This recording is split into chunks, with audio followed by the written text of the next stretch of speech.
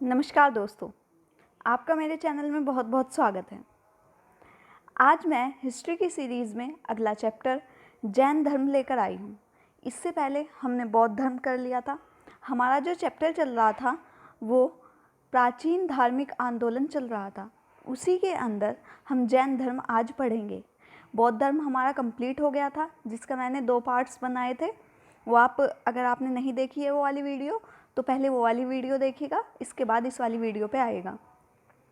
और मेरी दोस्तों, आपसे एक रिक्वेस्ट है कि अगर आपको वीडियो मेरी अच्छी लगे तो प्लीज़ लाइक करें, सब्सक्राइब करें और शेयर करें, और वीडियो को एंड तक देखें। तो चलिए शुरू करते हैं। हम जैन धर्म को बिल्कुल उसकी नींव से लेकर चलेंगे और कैसे कैसे वो आगे बढ़ा, वहाँ तक हम जैन धर्म को पढ़ेंगे। ठीक है, तो चलिए देखते हैं जैन धर्म। जैन धर्म और बौद्ध धर्म का मैंने आपको उत्पन्न होना बता दिया था कि कैसे कैसे उत्पन्न हुआ था। कि जो वैदिक कर्म कांड थे वो बहुत ज़्यादा बढ़ गए थे, लोग इससे परेशान हो गए थे हैं। तो इसी को देखते हुए जो जैन धर्म है और जो बौद्ध धर्म है वो लाया गया था। तो जैन धर्म जो था वो बौद्ध धर्म से काफ़ी पुराना था। ठीक है, मतलब पहले जैन धर्म आया था, उसके बाद बौद्ध धर्म हमारे सामने आया था। इसका जो उदय हुआ था वो वैदिक काल में ही हो गया था। जब वैदिक काल था तो उसी में ही इसका उदय हो गया था। अब आप सोचेंगे कि कैसे पता चला कि वैदिक काल में हो गया था। तो जो ऋग्वेद है उसमें जो इनके एक तीर्थंकर थे उसका हमें प्रमाण मिला है, उनका नाम मिला है। तो उसी के आधार पर हम कह सकते हैं कि जो जैन धर्म था इसका उदय जो हुआ था वो कब हो गया था, वो प्राचीन समय में ही, वैदिक काल में ही हो गया था। दुनिया के सबसे प्राचीन धर्म श्रमणों कहा जाता है। दुनिया का सबसे प्राचीन धर्म है, इसे श्रमणों भी कहा जाता है। अब देखिए, मैंने, आप सोच रहे होंगे ये ट्री क्यों बनाया है। तो देखिए, जैसे जैसे जो हमारा जैन धर्म था उसमें 24 तीर्थंकर हुए। ठीक है, तो जैसे एक पेड़ होता है, पेड़ की एक जड़ होती है, जड़ से ही क्या होता है, पेड़ बड़ा होता है, फिर और बड़ा होता है, फिर उस पर पहले फूल लगते हैं, फिर फल लगते हैं। जो फल लगते हैं फिर वो गिरते हैं, तो वो सब उसकी एंड सीमा होती है। ठीक है, लेकिन शुरू कहाँ से होता है, जड़ से शुरू होता है। तो ऐसे ही जो जैन धर्म की स्थापना की थी वो किसने की थी, तो वो ऋषभनाथ जी ने की थी। देखिए, फर्स्ट नंबर मैंने लिखा हुआ है, मैं जूम कर दे रही हूँ इसको ताकि आपको आसानी हो। तो किसने की थी, ऋषभनाथ जी ने। अब आप सोचेंगे इसके सामने मैंने बैल क्यों लिखा हुआ है, क्योंकि बच्चों जो ये 24 तीर्थंकर थे इनके अलग अलग प्रतीक चिन्ह थे। जैसे आज भी होता है ना, आज भी जो शिव जी होते हैं उन्हें हम त्रिशूल से डिनोट कर देते हैं। तो ऐसे ही उनके भी अलग अलग क्या थे, अलग अलग उनके प्रतीक थे। तो जो ऋषभनाथ थे उनका क्या था, बैल था, ये पहले तीर्थंकर थे। दूसरे थे अजीतनाथ, इनका क्या था, हाथी। अब देखिए, अजीतनाथ का क्या हो गया, हाथी। तो नाथ था आ रहा है तो हाथी, ऐसे याद रख सकते हैं। अश्व का क्या था, संभव, जो संभवनाथ था वो किसका था, अश्व था उनका। अभिनंदन नाथ क्या था, बंदर था उनका। जो सुमतिनाथ थे उनका था चकवा। पदम प्रभु इनका था कमल। जो इम्पोर्टेंट है उसके आगे मैं ऐसे हल्का सा डॉट लगा दी चलूँगी, समझ जाना। ऋषभनाथ इम्पोर्टेंट है, पदमनाथ इम्पोर्टेंट है। पदम प्रभु थे, जो प्रदम मतलब क्या होता है, पद मतलब होता है पैर, तो उनके पैर कैसे थे, कमल जैसे, ऐसे याद रख सकते हैं। उसके बाद जो 7th तीर्थंकर थे वो इधर देखिए, ये थे शुभसात नाथ, इनका जो चिन्ह था वो था स्वास्तिक, मोस्ट इम्पोर्टेंट बन जाता है। इसके बाद आता है चंद्रप्रभा, चंद्रप्रभा से ही बना है चंद्रमा, तो इनका क्या था, चंद्रमा। पुष्पदंत किसका था, 9th नंबर पे, ये थे मगर था, इनका मगरमच्छ होता है। 10th पे था शीतलनाथ, इनका क्या था, कल्प वृक्ष था। इसके बाद 11th आता है श्रेयासनाथ, इनका क्या था, गैंडा था। वाशुपूज्य, इनका क्या था, भैंसा था। तो हम सब बच्चों इनके प्रतीक चिन्ह पढ़ रहे हैं। 13 नंबर पे आता है आपका विमलनाथ, विमलनाथ का था शुकर। इसके बाद आता है अनंतनाथ, अनंतनाथ का था शेही। अब 14 के बाद मैंने 15 यहाँ से लिखा है। जो 15 थे वो थे धर्मनाथ, धर्मनाथ का क्या था, ब्रजदंत था एक। 16 नंबर पे है शांतिनाथ। शांतिनाथ का क्या था? हिरण था। इम्पोर्टेंट है, पूछा जा सकता है। 17th पे था कुथुनाथ, इनका था बकरा। इसके बाद 18th आता है अरहानाथ, इनका था मछली। मछली है, इम्पोर्टेंट है, पूछी जा सकती है। ठीक है। 19 के बाद आता है मल्लीनाथ। ठीक है। मल्लीनाथ का ऐसा माना जाता है कि इन्हें स्त्री कहा गया है, कहीं कहीं ऐसा माना गया है कि जो ये मल्लीनाथ था इनका नाम मल्लिका मिला है, तो ऐसा लगता है कि जैसे ये कि स्त्री थी, लेकिन इसका हमें कोई स्पष्ट प्रमाण नहीं मिला है। इनका क्या था? कलश था, इम्पोर्टेंट है। इसके बाद आता है दोस्तों 20 था मुनि सुव्रतनाथ, इनका था कछुआ, इम्पोर्टेंट। इसके बाद आता है 21 नमीनाथ। नमीनाथ का क्या था? नीलकमल। 23 इम्पोर्टेंट है, मोस्ट इम्पोर्टेंट है, पार्श्वनाथ सर्प। 22 रह गया था, वो पढ़ लीजिए, नेमिनाथ का था शंख, इम्पोर्टेंट है। अब देखिए ये पूरा पेड़ बनकर तैयार हो गया भाई, लीव्स हुई, ये हुई, वो हुई। अब इस पे क्या हुआ? जो फूल लगे वो को किसका नाम दे दिया मैंने? उसे पार्श्वनाथ का दे दिया। अब फूल से क्या बनते हैं? फल बनते हैं। तो जो फल थे वो कौन थे? महावीर, जिनका प्रतीक चिन्ह क्या था? सिंह। और इन्हें ही जैन धर्म का जो वास्तविक संस्थापक माना जाता है। ठीक है, इतना क्लियर हो जाना चाहिए। चलिए अब आगे बढ़ते हैं। जैन धर्म गुरुओं को क्या कहा जाता था? तीर्थंकर कहा जाता था। क्वेश्चन पूछ लिया जाता है तीर्थंकर किसे कहते हैं, तो जो जैन धर्म के गुरु थे उनको तीर्थंकर कहा जाता है। इसमें कुल 24 तीर्थंकर हुए, जैसा मैंने आपको भी बताया है। पहले कौन से पढ़े हैं हमने? ऋषभदेव पढ़े हैं। किस में वर्णन मिला है? ऋग्वेद में वर्णन मिला है। 23वें कौन से हैं? पार्श्वनाथ। इनके जो अनुयायी थे उन्हें निग्रंथ कहा जाता था, इम्पोर्टेंट है। 24वें नंबर के कौन थे? महावीर स्वामी, इन्हें निगटनाथ पुत्र भी कहा गया है। इम्पोर्टेंट है ये वाली पूरी लाइन, क्योंकि यहाँ से क्वेश्चन जरूर आएगा अगर जैन धर्म में से क्वेश्चन बन रहा है तो। इसके बाद आता है पार्श्वनाथ ने वैदिक कर्मकांड का विरोध किया। अब देखिए जो पार्श्वनाथ थे उन्होंने क्या विरोध किया कि जो ये वैदिक काल में जो ये कर्मकांड चल रहे हैं ये बेकार हैं, इससे लोगों का क्या हो रहा है? शोषण हो रहा है, हनन हो रहा है। उसी को देखते हुए इन्होंने 5 व्रत निकाले। वो व्रत कौन कौन से थे? 4 व्रत निकाले, सॉरी। पहला था सत्य, अहिंसा, असत्य।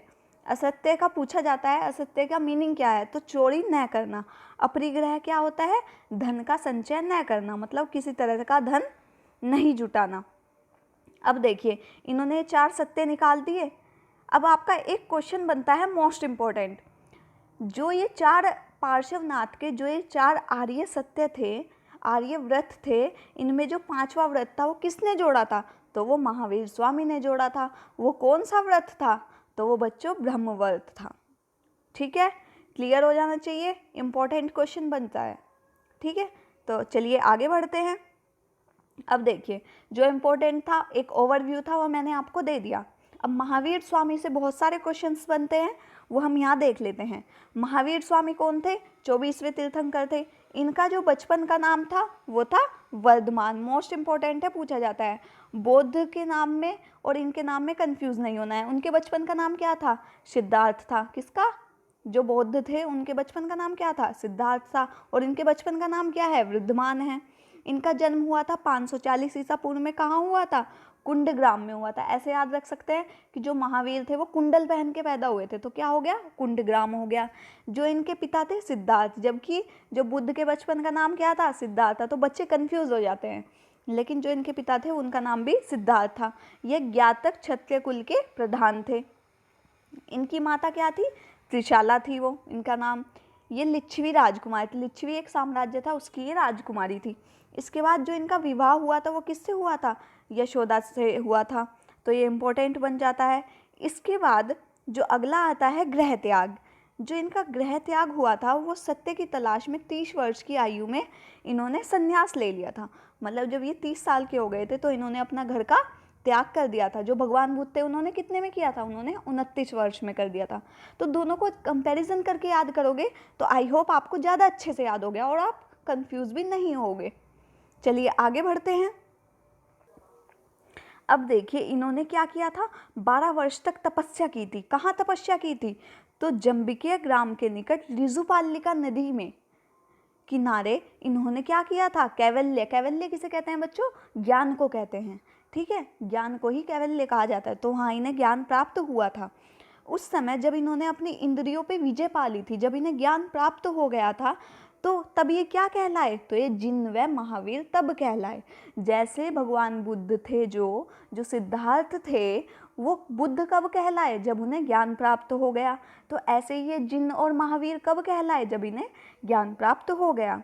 इन्होंने ज्ञान प्राप्त करने के बाद कई जगह भ्रमण किया। कहाँ कहाँ भ्रमण किया भाई, तो कौशल, मगध, मिथिला, चंपा राज्यों में इन्होंने भ्रमण किया। भ्रमण करने का उद्देश्य क्या था, क्या इन्हें घूमने का शौक था, नहीं, तो इन्हें अपनी जो शिक्षाएं थी, जो अपना ज्ञान था, वो लोगों तक पहुंचाना था। इनका एक मेन उद्देश्य ये था। जो इनकी भाषा थी वो कैसी थी, प्राकृत थी, जबकि जो बौद्ध धर्म की भाषा थी वो कैसी थी, वो पाली थी। इसके बाद जो इनका मृत्यु हुई थी, इनकी जो मृत्यु हुई थी वो 72 वर्ष की आयु में पावापुरी में 468 ईसा पूर्व में हो गई थी। तो इनके लिए इम्पोर्टेंट क्वेश्चन है, इससे बाहर कहीं क्वेश्चन नहीं बनेगा, इसकी मैं आपको गारंटी दे देती हूँ, अगर वो महावीर स्वामी से रिलेटेड आ रहा है। अब देखिए, जैन धर्म के 3 रत्न, जैन धर्म में 3 रत्न हुए हैं। जैसे हमने उसमें दर्शन पढ़े हैं ना, बुद्ध धर्म में सम्यक दर्शन, सम्यक ज्ञान, ठीक है, और उसमें पीटक भी पढ़े हैं। पीटक कौन कौन से पढ़े हैं, सूत पीटक, विनय पीटक, अभिधम पीटक। तो ऐसे ही इसमें भी त्रिरत्न थे।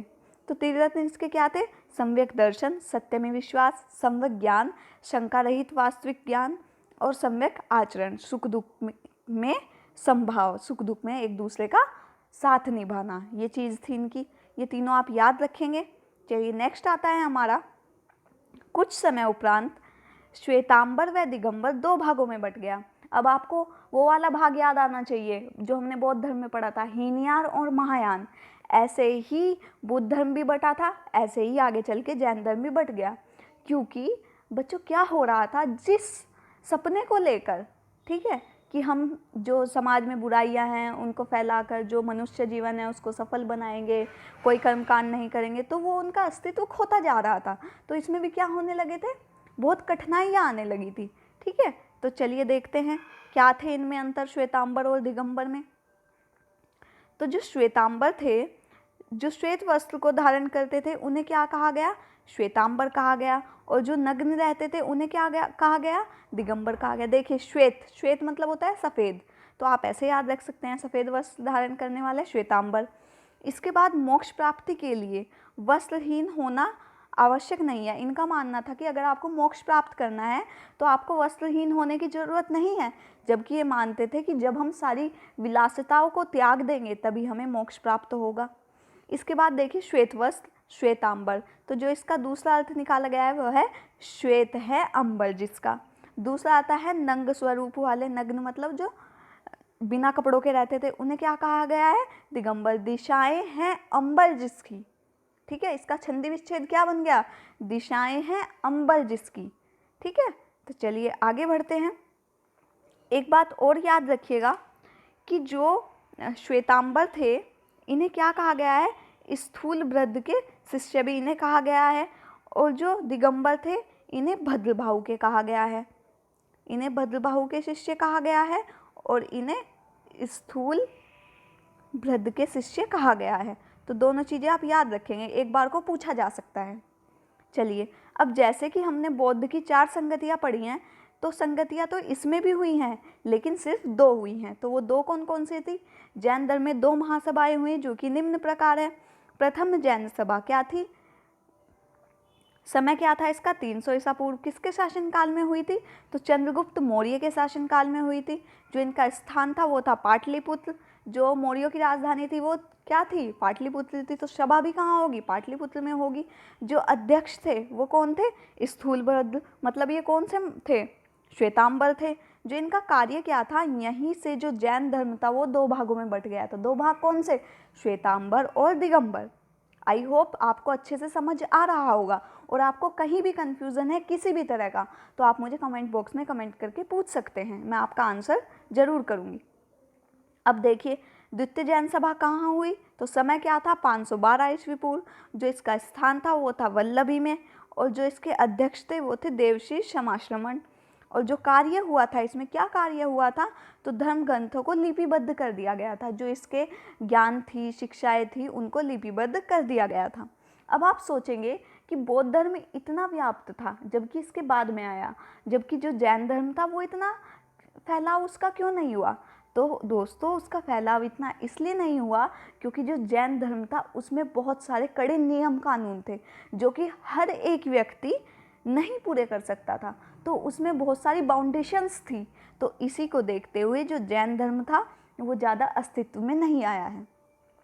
जैन धर्म के मैंने आपको सभी इम्पोर्टेंट चीज़ें अच्छे से करा दी हैं। कहीं भी आपको किसी भी चीज़ में कन्फ्यूज़न आता है तो आप मुझे पूछ सकते हैं। नेक्स्ट जो हमारी वीडियो आएगी मैं उसमें आपको नेक्स्ट जो हमारा चैप्टर है वो हम शुरू कर देंगे। अगर यहाँ तक आपको कोई भी दिक्कत है तो आप मुझे पूछ सकते हैं। लेकिन दोस्तों, मेरी आपसे फिर से रिक्वेस्ट है कि अगर आपको वीडियो अच्छी लगे तो प्लीज़ ज़्यादा से ज़्यादा लाइक करें, शेयर करें, सब्सक्राइब करें, मुझे अपना सपोर्ट दें। तब तक के लिए थैंक यू।